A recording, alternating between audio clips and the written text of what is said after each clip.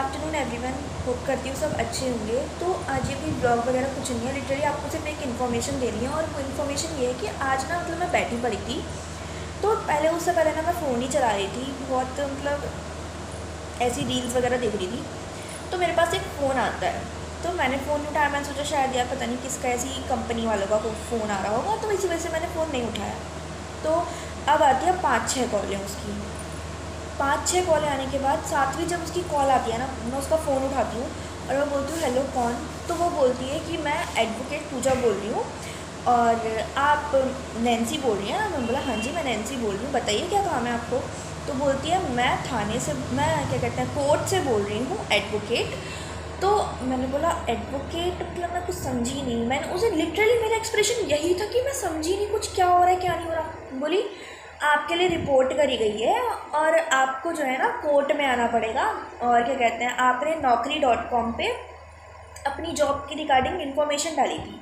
मैंने बोला हाँ जी डाली थी मैंने। बोली तो आपने उसका अभी तक कोई रिस्पांस नहीं दे रखा है, तो अभी आपको यहाँ पर आना पड़ेगा, जिससे आपने पहले उसकी टर्म्स एंड कंडीशन नहीं पढ़ी कि अगर आप नहीं करते हो तो आपको वो कैंसिलेशन कराने के लिए डिलीट करनी पड़ती है आईडी। मैंने बोला मुझे ऐसी कोई इन्फॉर्मेशन नहीं मिली, मैं टर्म्स एंड कंडीशन पढ़े थे, बट मैं उस टाइम पर बहुत ज़्यादा घबरा चुकी थी जब उसने बोला। फिर उसके बाद वो आ गई मेरे पेरेंट्स के ऊपर कि अगर तुम ऐसे करोगी तो तुम्हारे पेरेंट्स की रेपुटेशन ख़राब हो जाएगी, तुम्हारे सारे डॉक्यूमेंट्स वगैरह, आधार कार्ड पैन कार्ड वगैरह तुम्हारा सब इसी से लिंक है ना फ़ोन से, तो तुम्हारा ही सब कुछ ब्लॉक हो जाएगा। मैं एकदम से घबरा गई, मैं रोने लगी, यार ऐसे कैसे हो सकता है। बोली और तुम्हें अभी थाने से एक लेडी कांस्टेबल आएगी और वो तुम्हें लेकर के दिल्ली लेकर के आएगी। अब मैंने बोला भाई ये चीज़ मतलब मेरे साथ लिटरली पहली बार हुई थी यार। मैं इतनी घबरा गई, इतनी ज़्यादा मैं बता नहीं सकती। फिर उसके बाद मैंने बोला कि नहीं मतलब ऐसा तो कुछ हुआ ही नहीं है, बट मुझे फेक लगा, इसी वजह से मैंने नहीं करा, क्योंकि उसमें पैसे मांग रहे थे। मैं उसको अपना एक्सप्लेनेशन दे रही थी कि ऐसी ऐसी बात है। उसने बोला ठीक है मैं आपको अपना एचआर का नंबर देती हूँ, और उसने मुझे अपने एचआर का नंबर दिया। मैं आपको नंबर वो शो करूँगी अभी। तो फिर उसके बाद पहले तो कॉल बिजी आ रही थी उसकी। तो मैंने उससे बोला कि भाई कॉल बिजी आ रही है, क्योंकि मैं बहुत ज़्यादा घबरा चुकी थी, भाई ऐसा कैसे हो सकता है, मैंने तो ऐसा कुछ पढ़ा ही नहीं। क्योंकि मैं हमेशा मेरे टर्म्स एंड कंडीशन में कभी पढ़ती ही नहीं हूँ ज़िंदगी में। तो अब ठीक है कोई बात नहीं, मैंने उसे फ़ोन करा। मैं बोला सर ऐसी ऐसी कोई बात चल रही है और मेरे को कुछ समझ नहीं आ रहा क्या चल रहा है क्या नहीं चल रहा है। तो बोले कि हाँ जी मैम आपने naukri.com में अप्लाई करा होगा, तो अब आप बताइए कि अगर आपको कैंसिलेशन का पहले तो वो मुझे डांटने लगा कि आपको नहीं पता कि टर्म्स एंड कंडीशंस भी होते हैं, आपने वो पढ़ा नहीं और आप बिना अप्लाई करे हुए और आप ऐसे ऐसे कर रही हो, ये है और वो है। मैंने बोला भाई मैंने कुछ करा ही नहीं है तो मैं कैसे बोल सकती हूँ, मेरे लिए क्यों होगी। मैं उसे पूछती रही। उसने बोला अगर आपको कैंसिल करवानी है ना ये, तो आपको 10,400 रुपये देने पड़ेंगे। मैं बोला 10,400 रुपये मैं कहाँ से दूँगी। फिर उसके बाद पहले तो मैं इस बात पे मैंने उससे बोला कि रुकिए मैं आपकी मम्मी से बात कराती हूँ, तो आप पहले मेरी मम्मी से बात कर लीजिए, क्योंकि इतने बड़े मैटर मेरी मेरी लाइफ में फर्स्ट टाइम हुआ था। तो उसने बोला कि हम आपकी मम्मी से ना डायरेक्ट कोर्ट में बात करेंगे। अब मैं क्या ही बोलती उसे। मैंने कुछ नहीं बोला, क्योंकि मेरे साथ फर्स्ट टाइम हुआ यार, और मैं फर्स्ट टाइम में क्या ही बोलती उसे। और मैं घबरा चुकी थी, मैं रोने लगी थी।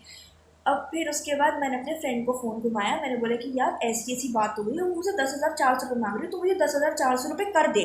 मैंने ये तक नहीं सोचा कि वो फ्रॉड होगा या क्या है। मैं इतनी ज़्यादा घबरा चुकी थी, मेरे हाथ पैर तक काँप रहे थे उस टाइम पे।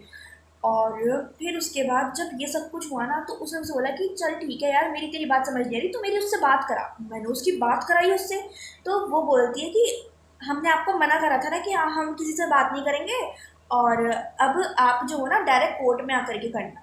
फिर उसके बाद उसने मेरे फ्रेंड ने जवाब दिया ठीक है हम कोर्ट में आकर के सब कुछ निपटा लेंगे, जो होगा सब कुछ हम कर लेंगे खुद ही, आप हमें मत बताइए, आपको जैसे भेजना है आप उसे भेज दीजिए।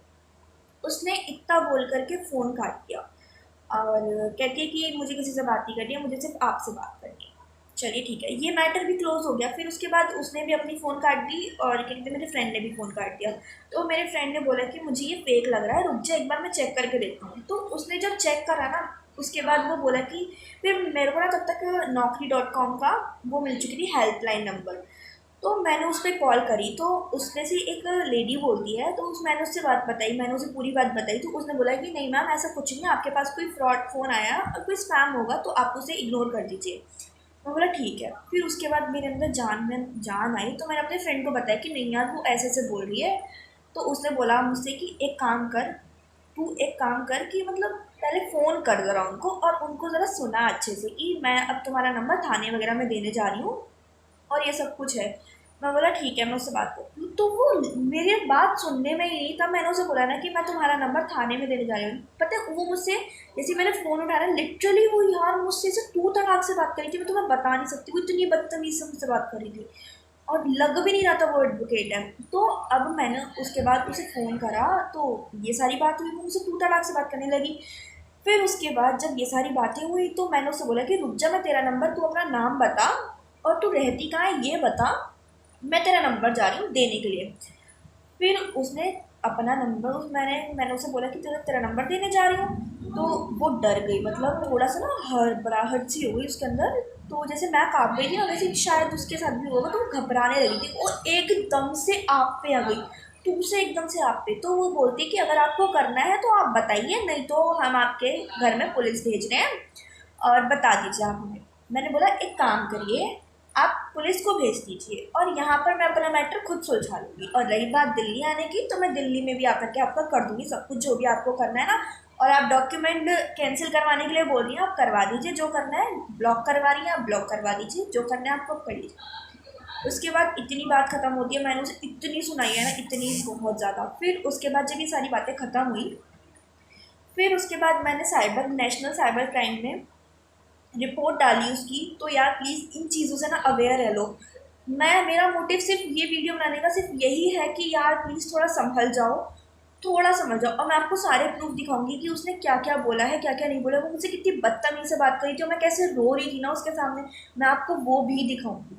ठीक है, अब देखना मेरी आवाज़ देखोगे ना उस टाइम पे कितनी घबरा गई। मेरा ये वीडियो बनाने का सिर्फ एक यही मोटिव है कि यार प्लीज़ आप लोग भी अवेयर हो जाओ। देखो मैं तो संभल गई क्योंकि मेरे फ्रेंड ने मुझे संभाल लिया, तो अब आपको कौन संभालेगा यार। इसी चक्कर में कह रही हूँ यार प्लीज़ अवेयर हो जाओ। और कोई अननोन नंबर से कॉल आता ना तो प्लीज़ मत उठाओ। और मैं आपको अननोन नंबर ये आगे साइड में शो कर रही हूँ, तो आप प्लीज़ इनके लिए ज़्यादा से ज़्यादा रिपोर्ट करो जिससे कि इनका नंबर जो है वो ब्लॉक हो जाए। और आगे को यार, और जितनी ज़्यादा शेयर कर सकते हो ना उतनी ज़्यादा शेयर करो। देखो अभी तक मैंने जितने ब्लॉग बनाए हैं, जितना कुछ भी करा है ना, मैंने तुमसे कभी शेयर करने के लिए नहीं बोला, लेकिन प्लीज़ आज बोल रही हूँ यार, किसी की ज़िंदगी बच जाएगी यार, बस इतना कर लो। Thank you so much.